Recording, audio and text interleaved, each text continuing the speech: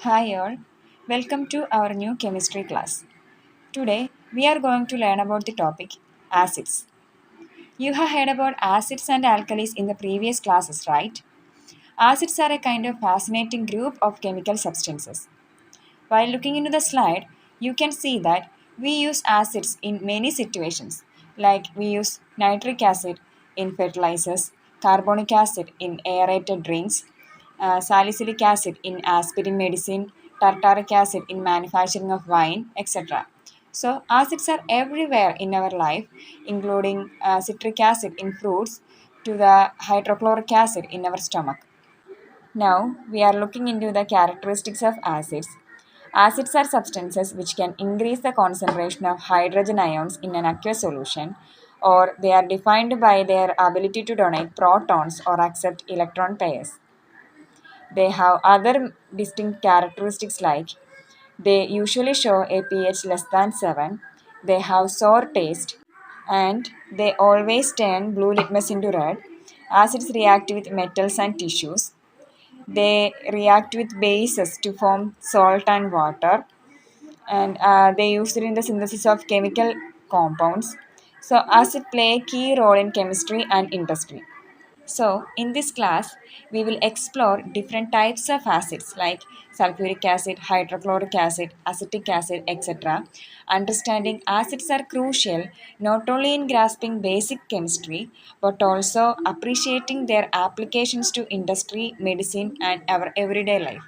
So, students, let's get started and uncover the intriguing world of acids. Now, I will show a video of reaction between zinc and hydrochloric acid. In this experiment, a small piece of zinc is taken in a test tube and 2 milliliter of hydrochloric acid is added to it.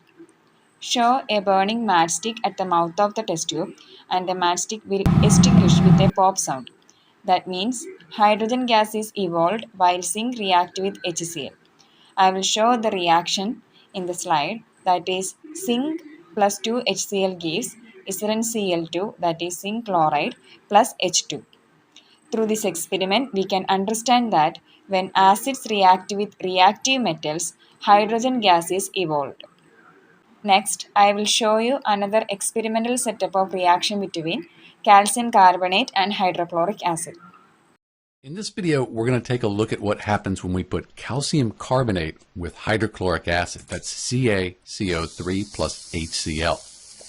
Here you can see we have the solid, that white powder, that's the calcium carbonate. And then we drop the aqueous HCl, hydrochloric acid, right on that. And the reaction happens right away. We get calcium chloride, that's dissolved in the liquid, and carbon dioxide gas. Those are the bubbles you're seeing, and then some water. So this is the equation for the reaction of calcium carbonate with hydrochloric acid. When calcium carbonate reacts with hydrochloric acid, carbon dioxide is evolved. That is, when acids react with carbonates, carbon dioxide gas is evolved. Now, we are going to learn about different types of acids and their chemical formulas. There are so many acids that are used in various areas.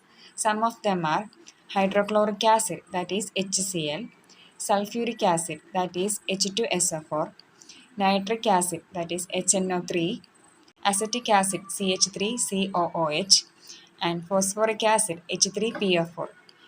When these acids are dissolved in water, it will lead to the formation of oppositely charged ions.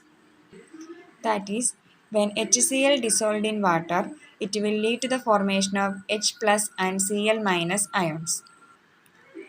And when HNO3 dissolved in water, it will lead to the formation of H plus and NO3 minus ions.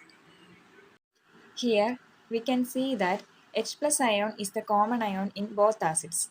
So we can say that the properties of acids is due to the presence of hydrogen ions present in them. Since H plus ions have no independent existence, they combine with H2O molecules to form hydronium ions, that is H3O plus ions. Next, we are going to discuss about the acids that are present in the food materials. There are so many acids that are present in our food materials that we use in our daily life. Some of them are citric acid in lime juice, lactic acid in curd, tartaric acid in tamarind, and acetic acid in vinegar. The natural substances with sour taste and which we use it in our daily life contain organic acids with lower concentrations. All acids are not to be tasted.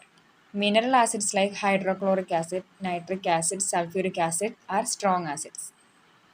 Next, we are going to discuss about the basicity of acids. The number of hydrogen ions that can be donated by one molecule of an acid is called its basicity. When one molecule of a hydrochloric acid is ionized, we know that H plus and Cl minus is formed. Here, one hydrogen ion is formed, so the basicity of HCl is 1.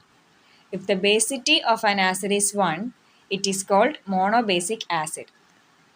When sulfuric acid is ionized, there forms a hydrogen ion and a bisulfate ion, that is, an H plus ion and an HSO4 minus ion. This bisulfate ion is ionized again and there again forms a hydrogen ion and a sulfate ion.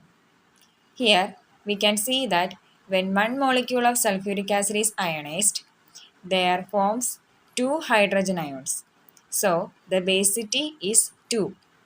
When the basicity of an acid is 2, it is called dibasic acid. In the case of phosphoric acid, when one molecule of H3PO4 is ionized, 3 hydrogen ions are released. So the basicity is 3. If the basicity of an acid is 3, it is called tribasic acid. Carbon dioxide, sulfur dioxide, and nitrogen dioxide are non-metallic oxides. Generally, the compounds formed by the reaction between non-metallic oxides with water are acidic. For example, when carbon dioxide reacts with water, carbonic acid is formed, that is H2CO3. This acid is used in aerated drinks. Next, we are going to discuss about acid rains. Have you heard about acid rains? In industrial areas and township, the chances of air pollution is very high. In such regions, gases like sulfur dioxide and nitrogen dioxide reach the atmosphere in large amounts. These gases dissolve in rainwater and reach the soil as acids. This is known as acid rain. The acid rain causes many issues that are harmful to our environment. Plants lose their ability to produce carbohydrates through photosynthesis as their leaves are destroyed due to acid rain. Severe acid rain can destroy the greenery of a region. The acid rain make the water resources acidic and it causes to the death of fishes and destruction of corals. So, acid rain is a serious issue to be considered and it must be reduced for the safety of our environment. Acid rain can be reduced by decreasing the use of excessive fossil fuels. And before using these fossil fuels, remove the sulfur component from these as far as possible. So, in this class, we discussed about acids. What are acids? Acids are substances which can increase the concentration of hydrogen ions in an aqueous solution, or they are defined by their ability to produce or donate protons or accept electron pairs. Then we discussed about different types of acids such as hydrochloric acid, sulfuric acid, nitric acid, and acids that are present in our food materials like citric acid in lemon juice, lactic acid in curd, tartaric acid in tamarind, etc. Then we saw two experiments. Do you remember it? The one with zinc and HCl and another with calcium carbonate and HCl. By analyzing this experiment, what do we infer? Yes, when acid react with metals, hydrogen gas is produced. When acid react with carbonates, carbon dioxide gas is produced. Then we discussed about basicity of an acid. What is basicity of an acid? Yes, the number of hydrogen ions that can be donated by one molecule of an acid is called its basicity. If basicity of an acid is 1, it is called monobasic acid. Example, HCl. If the basicity of an acid is 2, it is called dibasic acid. For example, H2SO4. If the basicity of an acid is 3, it is called tribasic acid. Example, phosphoric acid. So, at last we discussed about acid rain. What is acid rain? Yes, in industrial areas, gases like sulfur dioxide and nitrogen dioxide reach the atmosphere in large amount. These gases combine with rainwater and reach the soil as acids. This is called acid rain. Then, what are the preventive measures that can be taken to reduce this acid rain? We should reduce the use of fossil fuels, right? We should reduce the use of fossil fuels, and before we using fossil fuels, we should remove the excessive sulfur component from it. Okay, then I will give you some follow-up activities. Write it up. First question: identify the organic acids in each of the items given below. The items are tomato, orange, apple, grapes, curd. Okay.